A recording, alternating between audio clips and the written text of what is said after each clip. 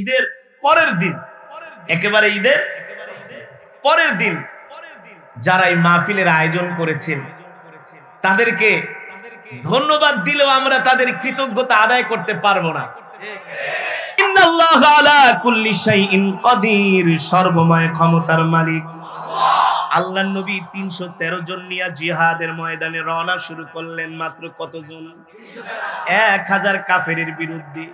মক্কার কাফেরেরা বলে মুহাম্মাদের মাথা খারাপ হয়ে গেছে, নাউজুবিল্লাহ। ১০০০ কাফেরের সাথে ১০০০ সৈন্যের সাথে কখনো ৩১৩ জন যুদ্ধ করে বিজয় অর্জন করা। কিন্তু আমার নবী অস্ত্রের উপরে ভরসা করে নাই, সৈন্যের উপরে ভরসা করে নাই। আমার নবী ডাল তলোয়ারের উপরে ভরসা করে নাই, আমার নবী ভরসা করেছেন। আরো জোরে বলেন, আরো জোরে বলেন। নবী বদরের প্রান্তরে যে প্রথমেই সৈন্যদেরকে বলে নাই, মুসলিম মুজাহিদদেরকে, সেনাবাহিনীকে বলে নাই তোমরা অস্ত্র টস্ত্র রেডি করো, এই কথা নবীজি প্রথম বলে নাই। নবীজি বলছেন সাহাবীরা আমাকে ১ লোটা পানি দাও। ১ লোটা পানি দেওয়া হলো। নবীজি সুন্দর করে ওযু করলেন আর ২ রাকাত নামাজ পড়ার জন্য নামাজের মুসল্লায় দাঁড়ায় গেলেন। আর জোরে বলেন সুবহানাল্লাহ। কয় রাকাত নামাজ? ২ রাকাত নামাজ আদায় করে নবীজি লম্বা একটা সেজদা দিলেন। নবীজির চেহারার মধ্যে বিষণ্ণতার ছাপ, ভয়ের ছাপ, ক্লান্তির ছাপ। কেন ছাপ হবে না? ১০০০ কাফেরের বিরুদ্ধে কখনো ৩১৩ জন মানুষ যুদ্ধ করে বিজয় অর্জন করা। নবীজির এই চেহারা, এই অবস্থা। নামাজে দাঁড়ায় গেলেন, লম্বা একটা সেজদা দিলেন। আল্লাহ তাআলা জিবরাইলকে পাঠালেন, এ জিবরাইল, আমার নবী ৩১৩ জন দুর্বল সাহাবীদেরকে নিয়ে বদরের প্রান্তরে আসছে ১০০০ কাফেরের বিরুদ্ধে লড়াই করার জন্য। আমার বন্ধু ডাল তলোয়ারের উপরে ভরসা করে নাই, সৈন্য সামন্তের উপরে ভরসা করে নাই। আমার বন্ধু ভরসা করেছে আমার উপরে। আল্লাহু আকবার। কার উপরে? আল্লাহর নবী সেজদা দিয়া পড়ে আছেন, এখনো মাথা উঠায় নাই। জিবরাইল আলাইহিস সালাম এসে বলেন, ওগো আল্লাহর নবী মাথা উঠান। সুবহানাল্লাহ। কি উঠান? আরো জোরে বলেন। আল্লাহ কোরআনুল কারীমের আয়াত নাজিল করে দিলেন। আল্লাহ তাআলা বললেন, বালা ইন তাসবিরু ওয়া তাত্তাকু ওয়া ইয়াতুকুম মিন ফাওরিহিম হাযা ইউমদিদুকুম রাব্বুকুম বিখামসাতি আলাফিম মিনাল মালাইকাতি মুসাউওয়িমিন। আল্লাহু আকবার। নবী আপনি মাথা উঠান। আপনি তো সৈন্যের উপরে ভরসা করেন নাই, অস্ত্রের উপরে ভরসা করেন নাই, অর্থের উপরে ভরসা করেন নাই। আপনি কার উপরে ভরসা করছেন? সেই আল্লাহ আমাকে আপনাকে সুসংবাদ দেওয়ার জন্য পাঠাইছেন। আপনি সৈন্য নিয়ে আসছেন মাত্র ৩১৩ জন, কিন্তু আপনাকে সাহায্য করার জন্য আল্লাহ তাআলা বিখামসাতি আলাফিম মিনাল মালাইকাতি মুসাউওয়িমিন, আল্লাহ আপনাকে আসমান থেকে ৫০০০ ফেরেশতা দিয়া সাহায্য করবে। আরো আস্তে কোন সুবহানাল্লাহ। কয় হাজার? আরো জোরে বলেন, কয় হাজার? যুদ্ধ লেগে গেল কাফেরদের সাথে। জিবরাইল বলে, ওই জায়গায় আবু জেহেল মরে ব্যাটকায়া থাকবে, এখানে উতবা মরবে, এখানে সাইবা মরবে, ওদের অস্তিত্ব খুঁজে পাওয়া যাবে না। নবীজি এই যুদ্ধে আল্লাহ আপনাকে বিজয় দান করবে। সুবহানাল্লাহ বলেন। যুদ্ধ কিন্তু এখনো ভালো করে শুরু, আগাম জানিয়ে দেওয়া হয়েছে যুদ্ধের ফলাফল। সুবহানাল্লাহ বলেন। কিসের কারণে? নবীজির তাকওয়ার কারণে, একমাত্র আল্লাহকে ভয় করার কারণে। ঠিক কিনা বলেন? সম্মানিত হাজিরিন, আল্লাহর নবীর হাদিস, আব্দুর রহমান ইবনে আউফ আল জাইশি, আল্লাহর নবীর একজন জলিল কদর সাহাবী। এই সাহাবীকে কাফেরেরা, ইহুদিরা বাড়ি থেকে ধরে নিয়ে বন্দী করে রাখলো। মাসের পর মাস তাকে কারাগারের মধ্যে অবরুদ্ধ করা হলো। একমাত্র সংসার চালানোর টাকা পয়সা এই সাহাবী একাই উপার্জন করতেন। এখন তার সংসারে অভাব অনটন, খাওয়া দাওয়া চলে না, সংসার চলে না। ওই সাহাবীর বাবা আল্লাহর নবীর দরবারে আসলেন আর এসে বললেন, ওগো আল্লাহর নবী, আমার ছেলেকে ইহুদিরা ঘর থেকে জোরপূর্বক তুলে নিয়ে কারাগারের মধ্যে বন্দী করে রেখেছে। এই অবস্থায় আমরা কি করতে পারি? আল্লাহর নবী বললেন, ইত্তাকি ওয়াসবির, তোমরা ধৈর্য ধারণ করো, লা হাওলা ওয়ালা কুওয়াতা ইল্লা বিল্লাহ, বেশি করে তোমরা ইস্তেগফারের আমল করো। আল্লাহর নবী যখন তাদেরকে ইস্তেগফারের আমল করার জন্য বললেন, ওই সাহাবীর বাবা বাড়িতে চলে গেলেন। সন্তান সন্ততি আত্মীয় স্বজনকে ডাক দিয়া বললেন, তাল হুনা, এদিকে আসো। আল্লাহর নবী আমাকে একটা আমল শিখায় দিয়েছেন, এই আমলটা যদি আমরা বেশি বেশি করতে পারি অবশ্যই আল্লাহ তাআলা আমাদেরকে সাহায্য করবেন। ঘরের পরিবার বর্গরা বলল, কি আমল, কি আমল? বললেন, আল্লাহর নবী বলছেন আল্লাহর উপরে ধৈর্য ধরার জন্য আর বেশি বেশি করে লা হাওলা ওয়ালা কুওয়াতা ইল্লা বিল্লাহিল আলিয়্যিল আযীম, বেশি বেশি করে ইস্তেগফারের আমল করতে বলেছেন। আল্লাহর নবীর নির্দেশ অনুযায়ী পরিবারের সদস্যরা মিলে বেশি বেশি করে ইস্তেগফারের আমল করতে শুরু করলেন। মাত্র একদিন, 2 দিন, 3 দিন যাওয়ার পরে ওই সাহাবীকে হাত বেঁধে জেলখানার মধ্যে রেখে দেওয়া হলো। আল্লাহর কুদরতে ওই সাহাবীর হাতের বাঁধ আল্লাহ তাআলা খুলে দিলেন। কে খুলে দিয়েছেন? হাতের বাঁধ আল্লাহর কুদরতে খুলে গেল। যখন হাতের বাঁধ খুলে গেল, পাশে যত ইহুদিরা ছিলেন সবাই ভয়ে দৌড়ে পালাতে লাগলেন।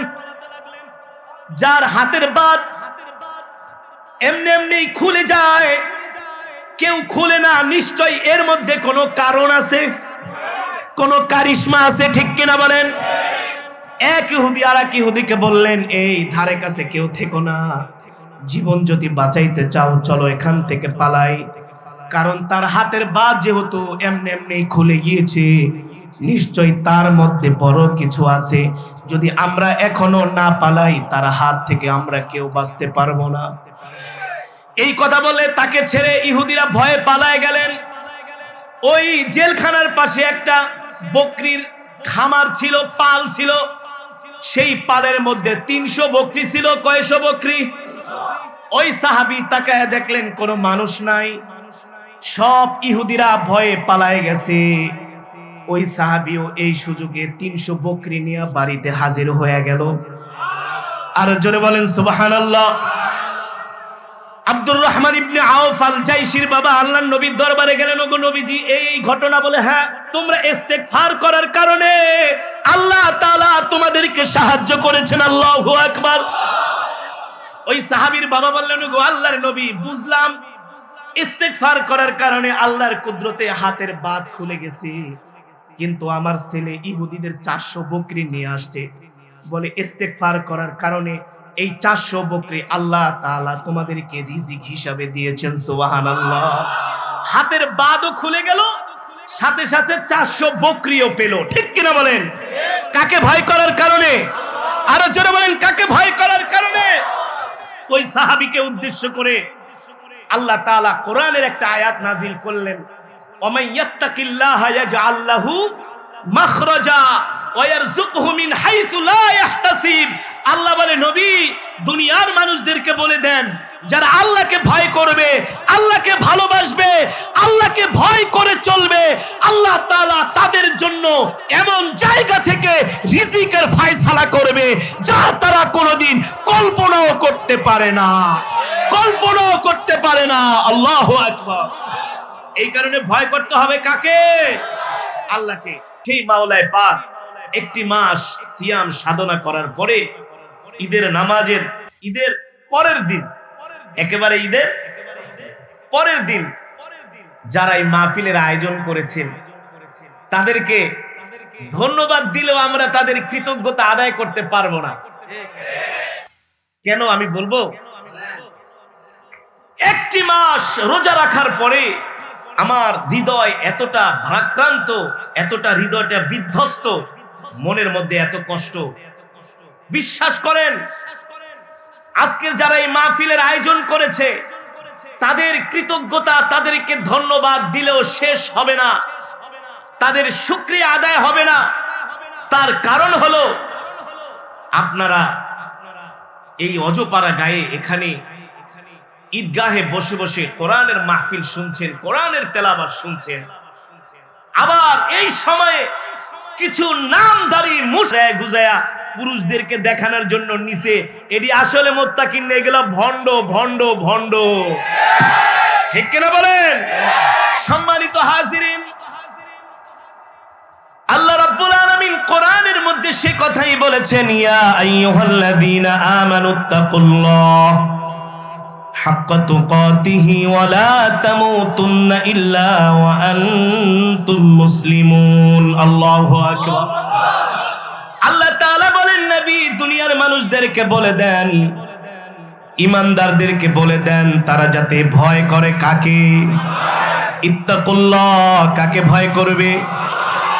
যেই মানুষটা আল্লাহকে ভয় করে, যেই মানুষটা আল্লাহকে ভালোবাসে, ওই মানুষটা কখনো গুনার কাজ করতে পারে না, নিজের স্ত্রীকে বেপরদা করে বের হতে পারে না, তার কন্যা সন্তানকে কখনো পাতলা পোশাক কিনে দিতে পারে। যেই মানুষটা আল্লাহকে ভয় করবে সে কোনোদিন গায়ে হলুদের অনুষ্ঠানে নাচানাচি করতে পারে না। আমি বিগত দিন একটা মসজিদের খতিব ছিলাম, রাত 2টা বাজে আমি ওয়াজ করে বাসায় যাচ্ছি, দেখি আমার পাশের বাড়ির বিল্ডিং এ রাত 2টা বাজে দ্রিম দ্রিম আওয়াজ। বুঝছেন তো এবার কিসের আওয়াজ? তারপরের দিন শুক্রবার জুমার দিন আমার মুসল্লি মসজিদে আসলেন, ডাক দিলাম, হাজী সাহেব এদিকে আসেন। রাত 2টা বাজে যখন বাসায় আসলাম, দেখি পাশের বিল্ডিং এ দ্রিম দ্রিম আওয়াজ হইতেছে, মনে হয় একেবারে ঠাড়া পড়তেছে। বলে, হুজুর ঠাড়া পড়বে কেন? আমি বললাম, কি হয়েছিল? বলে, ওই যে ছোট ছেলেটার বিয়ে, তো আমার 5 নাম্বার ছেলের বিয়ে, তো আমার মন চাইছিল ছোট ছেলের বিয়েতে একটু নাচবো গাইবো। আমি বললাম, মিয়া আপনি না হজ করছেন?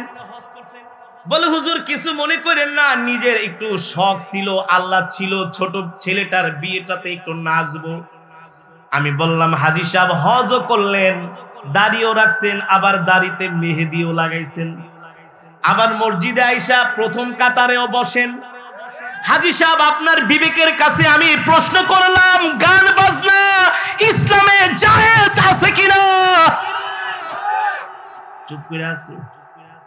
বলে, হুজুর এইবারের মতো ক্ষমা করে দেন। আমি বললাম, হাজী সাহেব ঢোল তবলা মিউজিক বাজানো, ব্যামপাটি বানাজু, এই সমস্ত মিউজিককে আল্লাহ তাআলা হারাম করেছেন, হারাম। এগুলো কখনো আল্লাহ জায়েজ করে নাই, ঠিক কিনা বলেন? ঠিক যার মধ্যে আল্লাহ তাআলার ভয় আছে, আল্লাহকে ভয় করে, সে কখনো এই সমস্ত গুনার কাজ করতে পারে না, এই সমস্ত নাফরমানি করতে পারে না, এই সমস্ত অশ্লীলতা করতে পারে না। যখন সে আল্লাহকে পরিপূর্ণভাবে 100% ভয় করবে, তখন আল্লাহ তাআলার ভয়ে ওই তাকওয়াবান মুমিন বান্দা সমস্ত গুনাহ থেকে বেঁচে থাকার চেষ্টা করবে। সম্মানিত হাজিরিন, আল্লাহ তাআলা পরবর্তীতে বলেছেন, হাক্কা তুকাতিহি ওয়া লা তামুতুন্না ইল্লা ওয়া আনতুম মুসলিমুন।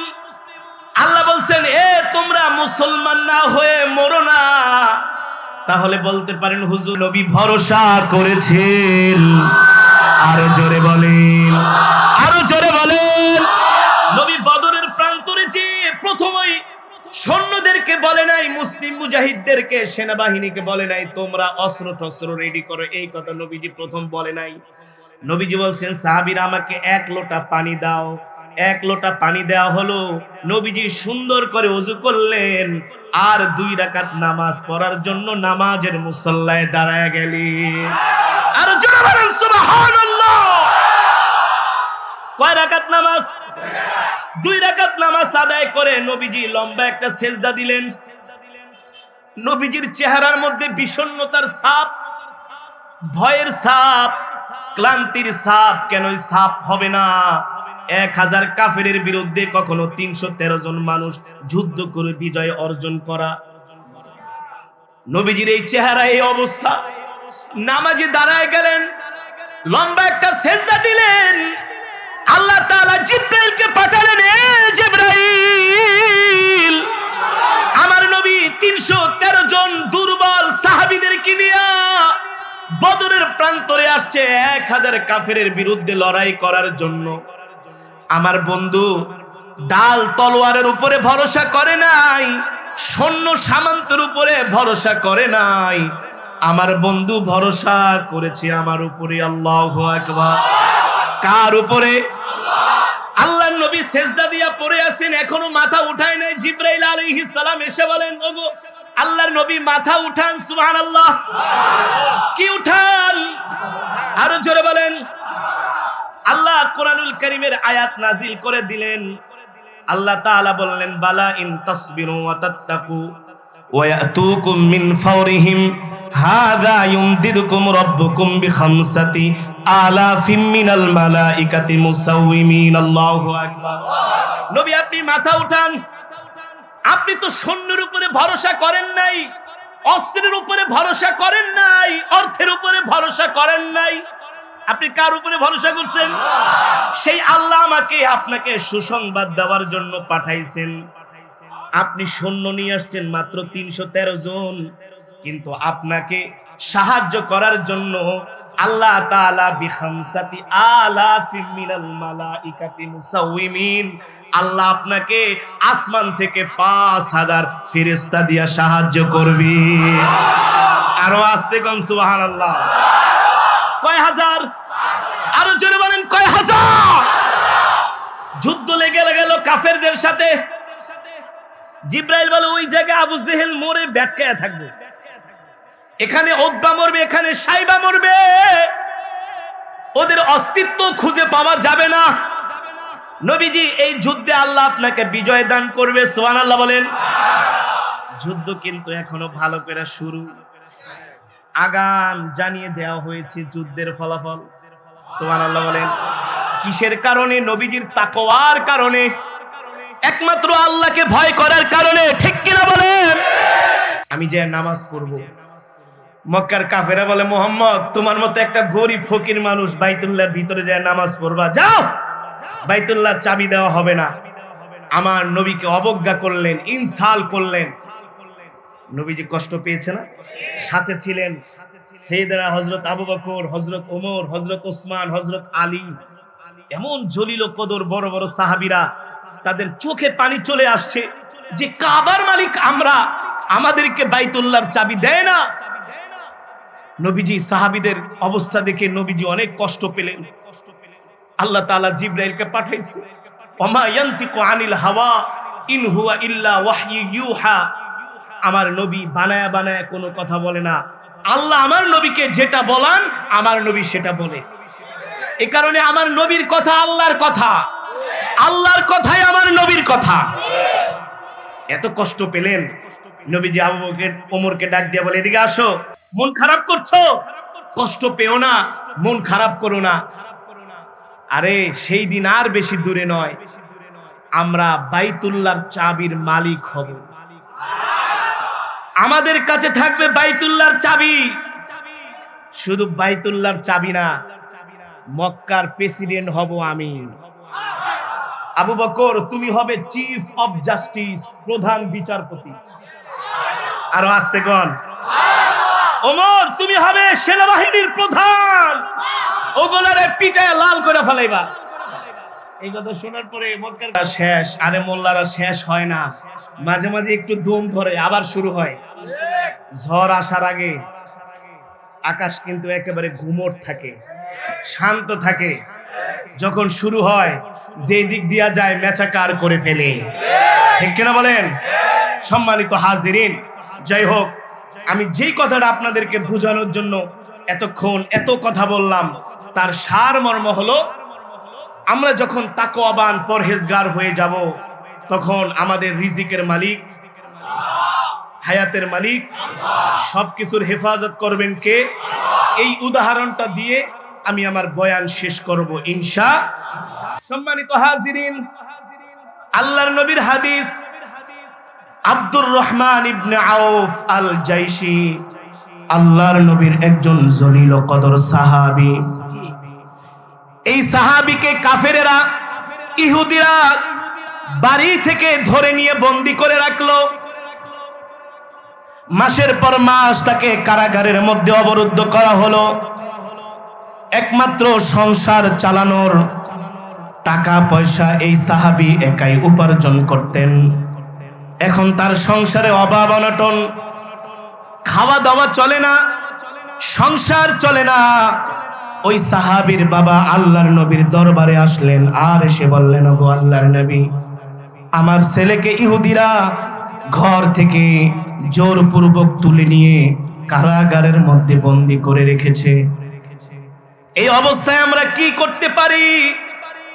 আল্লাহর নবী বললেন, ইত্তাকি ওয়াসবির, তোমরা ধৈর্য ধারণ করো। লা হাওলা ওয়ালা কুওয়াতা ইল্লা বিল্লাহ, বেশি করে তোমরা ইস্তেগফারের আমল করো। আল্লাহর নবী যখন তাদেরকে ইস্তেগফারের আমল করার জন্য বললেন, ওই সাহাবীর বাবা বাড়িতে চলে গেলেন। সন্তান সন্ততি আত্মীয় স্বজনকে ডাক দিয়া বললেন, তাল হুনা, এদিকে আসো। আল্লাহর নবী আমাকে একটা আমল শিখায় দিয়েছেন, এই আমলটা যদি আমরা বেশি বেশি করতে পারি অবশ্যই আল্লাহ তাআলা আমাদেরকে সাহায্য করবেন। ঘরের পরিবার বর্গরা বলল, কি আমল, কি আমল? বললেন, আল্লাহর নবী বলছেন আল্লাহর উপরে ধৈর্য ধরার জন্য আর বেশি বেশি করে লা হাওলা ওয়ালা কুওয়াতা ইল্লা বিল্লাহিল আলিয়্যিল আযীম, বেশি বেশি করে ইস্তেগফারের আমল করতে বলেছেন। আল্লাহর নবীর নির্দেশ অনুযায়ী পরিবারের সদস্যরা মিলে বেশি বেশি করে ইস্তেগফারের আমল করতে শুরু করলেন। মাত্র একদিন, 2 দিন, 3 দিন যাওয়ার পরে ওই সাহাবীকে হাত বেঁধে জেলখানার মধ্যে রেখে দেওয়া হলো। আল্লাহর কুদরতে ওই সাহাবীর হাতের বাঁধ আল্লাহ তাআলা খুলে দিলেন। কে খুলে দিয়েছেন? হাতের বাঁধ আল্লাহর কুদরতে খুলে গেল। যখন হাতের বাঁধ খুলে গেল, পাশে যত ইহুদিরা ছিলেন সবাই ভয়ে দৌড়ে পালাতে লাগলেন। যার হাতের বাঁধ এমনি এমনি খুলে যায়, কেউ খুলে না, নিশ্চয় এর মধ্যে কোনো কারণ আছে, কোনো কারিশমা আছে, ঠিক কিনা বলেন? এক ইহুদি আর এক ইহুদিকে বললেন, এই ধারে কাছে কেউ থেকো না, জীবন যদি বাঁচাইতে চাও চলো এখান থেকে পালাই। কারণ তার হাতের বাঁধ যেহেতু এমনি এমনি খুলে গিয়েছে, নিশ্চয় তার মধ্যে বড় কিছু আছে।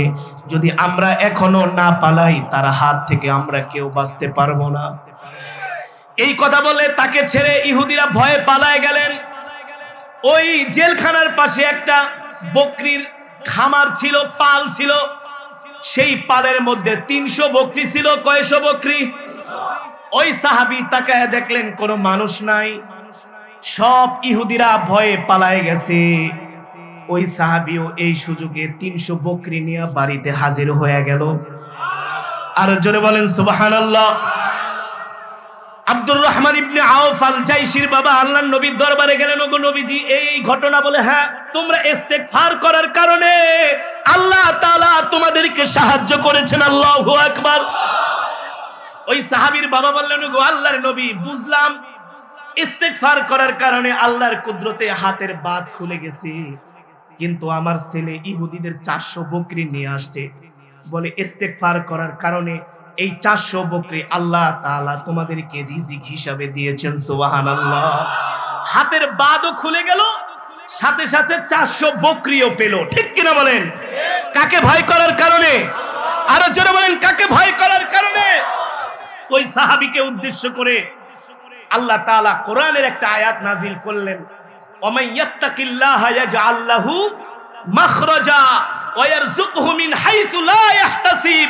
আল্লাহ বলে নবী দুনিয়ার মানুষদেরকে বলে দেন যারা আল্লাহকে ভয় করবে, আল্লাহকে ভালোবাসবে, আল্লাহকে ভয় করে চলবে, আল্লাহ তাআলা তাদের জন্য এমন জায়গা থেকে রিজিকের ফয়সালা করবে যা তারা কোনোদিন কল্পনাও করতে পারে না, কল্পনাও করতে পারে না। আল্লাহু আকবার। এই কারণে ভয় করতে হবে কাকে? আল্লাহকে। আমাদের এত কিছু ধান্দাবাজি, ফান্দাবাজি, মিথ্যা কথা বলা, মানুষকে ঠকানো, প্রতারণা করা, সব কিছুর মূল হলো রিজিক, খাওয়া দাওয়া, নাকি? সুতরাং আপনার রিজিকের জন্য এত মিথ্যা কথা, ধান্দাবাজি করতে হবে না। রিজিকের মালিক আপনি আল্লাহকে ভয় করেন, আপনার জন্য আল্লাহ যতটুকুন রিজিক বরাদ্দ করছে অতটুকুনি পাবেন, এর বেশি আর 100 টাকা বেশি খেয়ে মরতে পারবেন না। আল্লাহ যতটুকুন রিজিক আপনার আমার জন্য বরাদ্দ করেছেন ততটুকুনি আমরা খেতে পারবো, এর বেশি 100 টাকা না। সুতরাং এই দুনিয়ার জন্য এত মিথ্যাবাদী, এত ধান্দাবাজি, এত প্রতারণা, মানুষকে ঠকানোর কোনো প্রয়োজন নাই। রিজিকের মালিক আল্লাহ, সব কিছুর মালিক আল্লাহ, সার্বভৌমত্বের মালিক আল্লাহ, পৃথিবীর মালিক আল্লাহ। সেই আল্লাহকে একমাত্র ভয় করতে হবে। সেই আল্লাহকে কি করতে হবে? ওই আল্লাহকে যদি ভয় করতে পারেন তাহলে আপনি সারা পৃথিবীতে সবকিছু জয় করতে পারবেন। এছাড়া কি না, সম্ভব না। আজকে থেকে আল্লাহ আমাদেরকে আল্লাহর ভয়ে বাঁচার তৌফিক দান করুন, বলি আমিন। সম্মানিত হাজিরিন, এই মাহফিলটা অনেক কষ্ট করে আমাদের বন্ধুবর কামাল ভাই আয়োজন করেছেন। আপনারা খুশি নাকি বেজার? আরো আসতে বলেন, খুশি নাকি বেজার? খুশি তো আলহামদুলিল্লাহ। যদি খুশি হয়ে থাকেন, আজকের মাহফিলের প্রধান আলোচক আলহামদুলিল্লাহ তিনি একেবারে চলে আসছেন কাছাকাছি, আয়সা করছে বাংলার তারেক জামিল। আমি তো আগেই বলেছি আল্লাহু আকবার। তিনি এদেশের দিন ভোলা, পথ ভোলা মানুষদেরকে দিনের পথ দেখান, যার প্রতিটি কথায় মুক্তা ঝরে, মুক্তা। ঠিক কিনা বলেন? বাংলাদেশের কোটি কোটি মানুষ তার জন্য পাগল। মনে করেন না নুরুল ইসলাম কাসিমি দামাত বারাকাতুহুম আজকের এই মাহফিলে এমনি পাইছেন, অনেক কষ্টের পরে, অনেক ঘোরাঘুরি, অনেক সাধনার পরে এত সোজা নামিয়া এই যে আমাদেরকে এই সময় পাইছেন, কপাল ভালো, নেয়ামত মনে করেন। 2 বছরের ডেট দিয়া পায় না। এ কারণে হযরতের বয়ান না শুনে কেউ উঠাউঠি, আপনারা তো আসছেনই তার বয়ান শোনার জন্য। তারপরও আমি হযরতকে অনেক মহব্বত করি, অনেক ভালোবাসি। এই কারণে বললাম হযরত একটু পরে মঞ্চে আসবেন। এই ঈদগাহের পাশে একটা মাদ্রাসা করার পরিকল্পনা হচ্ছে। কি বলেন?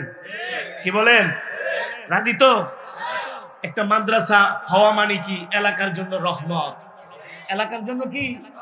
যেই এলাকায় মাদ্রাসা হয়েছে ওই এলাকার মানুষদের অর্থনৈতিক অবস্থা আল্লাহ পরিবর্তন করে দিয়েছেন। আমার মনে আছে আরো 25 বছর আগের কথা, শেখুল হাদিস আল্লামা আজিজুল হক রহমতুল্লাহ আলাই, তার সাথে একটা প্রোগ্রামে গিয়েছিলাম বিক্রমপুরের পাশে। আমি তো তখন ছোট। শেখুল হাদিস সাহেব আমাকে হুজুর এত মহব্বত করতেন, আমার তেলাওয়াত দেখলে হুজুর আমার থেকে তেলাওয়াত শুনতেন। মুক্তাঙ্গনে একবার আন্দোলন হচ্ছে, হুজুর আমার তেলাওয়াত শুনছেন, হুজুরের পকেটে টাকা নাই, আরেকজনের থেকে 2500 টাকা হাওলাত করে আমাকে হাদিয়া দিছে। শেখুল হাদিস সাহেব হুজুর বিক্রমপুরে এক মাহফিলে গেছে, বলে হুজুর আমাদের এলাকার মানুষের অর্থনৈতিক অবস্থা খুব খারাপ, হুজুর বলে একটা মাদ্রাসা করো। কি করো? কি করো? মাদ্রাসা করো। তারা মাদ্রাসা করলেন। আবার 5 বছর পরে গেছে হুজুর, বলে হুজুর মাদ্রাসা করার কারণে এখন আমাদের ঘরে ঘরে বিদেশ চলছে, ঘরে ঘরে বিদেশ থেকে আমরা ব্যবসা করি। আরে যেই জমিনের মধ্যে মাদ্রাসা হয়, কোরআন তেলাওয়াতের কারণে প্রতিটা ঘরে বরকত, রহমত ছড়িয়ে পড়ে। ঠিক কিনা বলেন? এখানে একটা মাদ্রাসা করার পরিকল্পনা হচ্ছে। আপনারা সর্বাত্মক সহযোগিতা করবেন তো ইনশাআল্লাহ? করবেন তো ইনশাআল্লাহ? আল্লাহ তাআলা কবুল করুন, বলি আমিন। আপনারা শেষ পর্যন্ত আলোচনা শুনে যাবেন। আল্লাহ তাআলা আপনাদের সকলকে, আমাদের সকলকে আল্লাহ তাকওয়াবান বান্দা, পরহেজগার, মুত্তাকিন হওয়ার তৌফিক দান করুন, বলি আমিন। ওয়া মা আলাইনা ইল্লাল বালাগ।